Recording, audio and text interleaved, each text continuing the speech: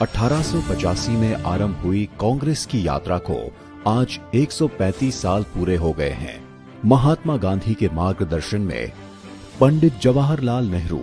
सरदार पटेल, पंडित मदन मोहन मालवीय, लाला लाजपत राय, लोकमान्य तिलक, मौलाना आजाद, सुभाष चंद्र बोस, सी राजगोपालाचारी, राजेंद्र प्रसाद, खान अब्दुल गफार खान जैसे सरीखे कांग्रेस नेताओं ने न केवल भारतीय स्वाधीनता आंदोलन को सत्याग्रह, असहयोग, सविनय अवज्ञा और दांडी नमक यात्रा जैसे अहिंसक और देशव्यापी आंदोलनों से देश की आजादी का लक्ष्य हासिल किया, बल्कि अंग्रेजों से आजादी मिलने पर विकास की पंक्ति में अंतिम व्यक्ति को ध्यान में रखते हुए इस देश का संविधान तैयार करने और देश के एकीकरण में पंडित नेहरू, बाबा साहब आम्बेडकर और सरदार पटेल जैसे राष्ट्रीय नेताओं के योगदान को भी कभी भी भुलाया नहीं जा सकता। At the stroke of the midnight hour, when the world sleeps, India will awake to life and freedom. आधी रात को आधुनिक भारत के निर्माण की ली गई शपथ के अनुरूप पंडित नेहरू ने सिंचाई बांधों, बिजली संयंत्रों, इस्पात कारखानों, रक्षा संस्थानों, अनुसंधान केंद्रों और अस्पतालों की स्थापना को इन्हें आधुनिक भारत के मंदिर का दर्जा देकर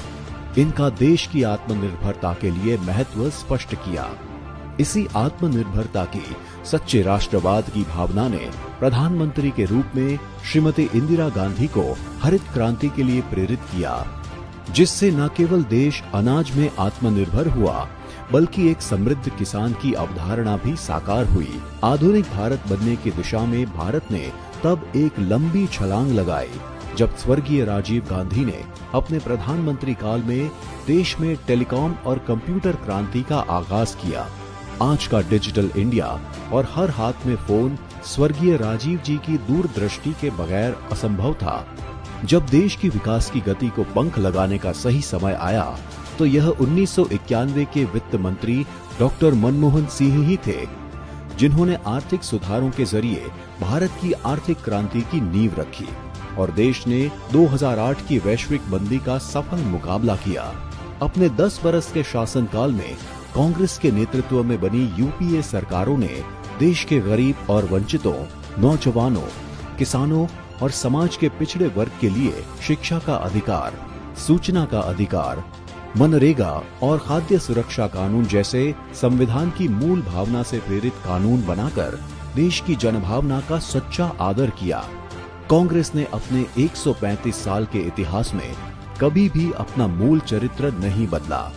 जिसमें देश के गरीब, पिछड़े, आदिवासी, किसान और नौजवानों का हित सर्वोपरि है।